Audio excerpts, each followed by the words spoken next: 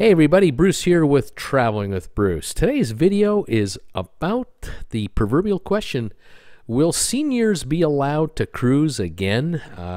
These rules that are coming out are pretty onerous, and you got to wonder, if you're 70 and older, are you even going to be allowed near a cruise ship? And if you're 55 and older, how much hassle is it going to be just to be able to get on a ship? Let's review this one. Thanks for subscribing to my channel, Traveling with Bruce. I really appreciate you folks joining in. Also, those of you giving my videos thumbs ups, really love that. Can't wait to get your comments every day. I love reading your comments. If there's anything you want me to talk about or anything you think I should know, do let me know. And also, thanks to all of you who have joined my Facebook group page. If you want to hang out with TWB followers, just join the Facebook group page, spelled with two L's. Ask to join, I'll let you in. I'm the administrator. And also, thank you for those of you who are following us now on Instagram.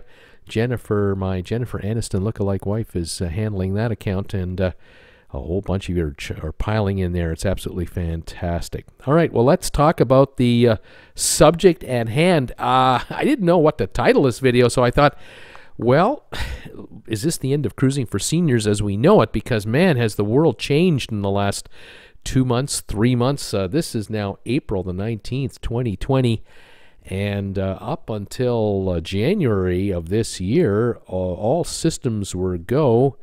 Anywhere in the world, if you were, a resident of North America or Europe, many other countries, all you needed was your passport, an airplane ticket, and you could fly pretty well anywhere you wanted, within reason, obviously. And you could catch a cruise ship, anywhere to anywhere. And everything has now since been placed upside down and shaken and stirred. It's an absolute mess.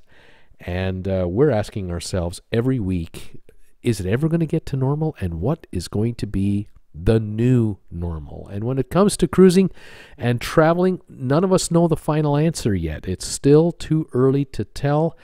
The globe has still not topped out with the total number of cases of this virus. And we just don't know how many more people are going to be affected. There are the believers, and then there are the non-believers. But boy, it's been pretty grim the last month or two. But in any event, let's talk about what I'm hearing anyway about what could be the new normal. They're talking about, when I say they, I mean people like myself, other travel pundits, anonymous sources from governments and health advisory officials, and on goes the list. So there's this word "they" is very generic, but the stories are out there about how before you're going to be allowed on a cruise ship, you're going to have a health check. Before you're allowed on an airplane, you might have to test negative for the virus. Before you come home from a cruise, you have to test negative. I mean, it just goes on and on and on.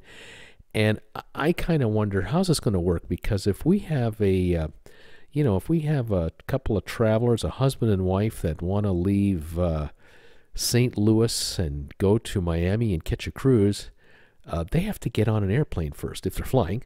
They have to be allowed to land, rent a car, get a hotel for the night perhaps, or a couple of nights depending on how soon they get to the port before the cruise, drop the car off, catch a bus to the terminal, get on the ship, be allowed on the ship, get on the ship, and then visit maybe 2 or 3 countries in the Caribbean if it's a 7-day Caribbean cruise. How's that going to work out? Are all of these Caribbean countries, are the ports that these cruise ships are going to visit, are the airports that these people are going to fly in and out of, are they all playing by the same rules? Or is everyone different? And what happens if one of these spots has a whole different set of rules, and all of a sudden these 2 people and all the others with them are under a 14-day quarantine because you didn't adhere to our rules? Our rules, we don't care about your rules, we care about our rules. And what about international travelers coming in to the United States, let's say, to catch a cruise ship?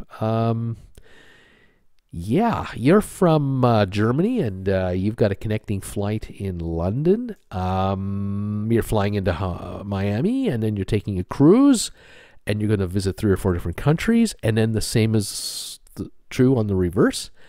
What if any one of those glitches along the way occur, and now you're stuck? Who's going to pay for this? Who's going to guarantee a traveler from any country, any city in the world, that they're going to have a seamless, smooth journey from home, point A, to their holiday and back? I just don't see it happening right now. I think we're talking about herding a bunch of pussycats. There are cats going every direction, and we can't get them into a corral. We don't know when this pandemic is going to be declared over by, quote, everybody. We don't know what the rules are going to be for health checks. 70-year-old travelers and older are being treated as a whole other category of traveler. Under 70, there might be all kinds of age breakdowns. What happens if the husband is 72 and he's got a trophy wife who's 38? Now what? I can see myself in a position like that in my fantasy dreams, but I mean, geez, what's going to happen here? Jennifer's looking at me. I'm in big trouble.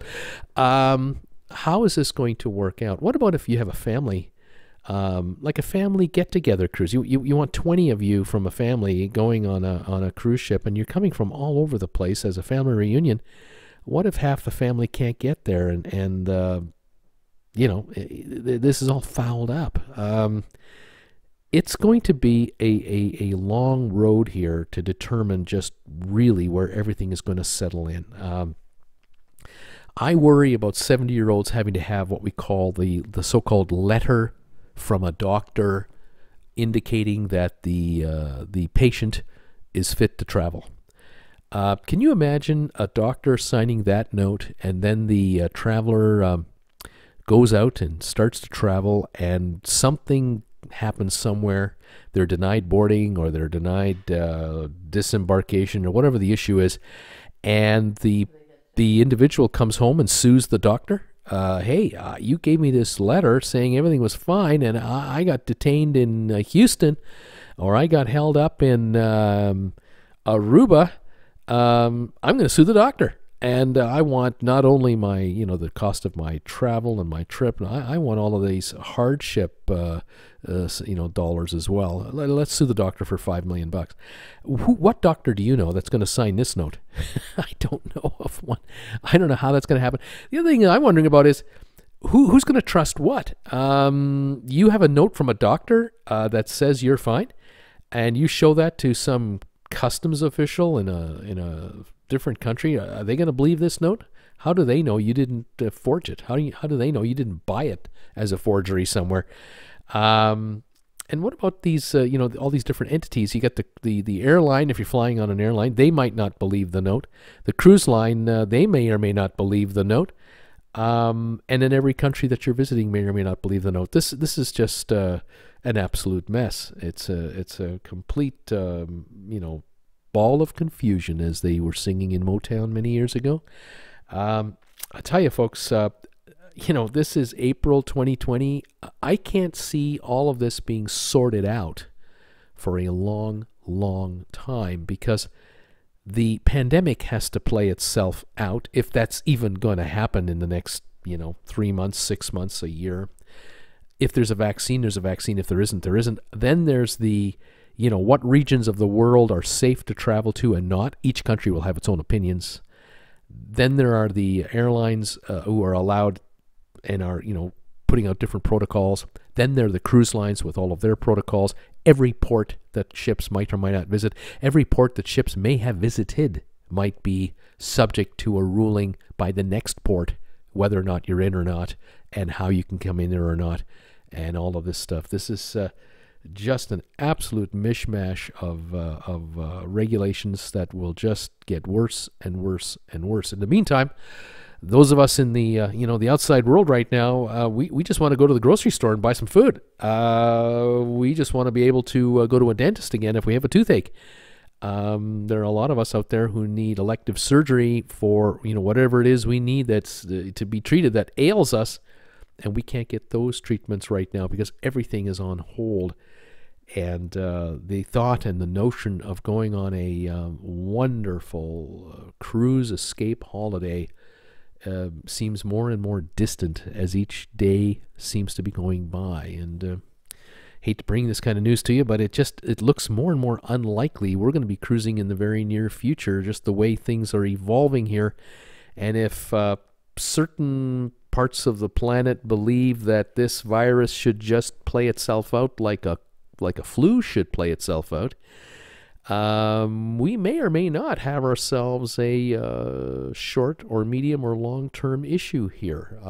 There may well be global waves of this disease over the next year or two because people just don't want to play ball all at the same time. I don't know how this is going to work. I'll stay on it. I'll keep watching it. I gotta say, folks, thank you for following my channel. Thumbs ups, comments, Facebook group page participation, and Instagram. I can't thank you enough. I hope our group cruise this December takes off. I hope our next group cruise after that in February next year happens. But right now, all bets are off. We have to wait and see what plays out here and try to stay healthy. So all of you out there, please stay warm, stay safe, stay healthy, and join me from time to time as we keep these updates coming. In the meantime, thanks for being here today. Take care. Bye for now.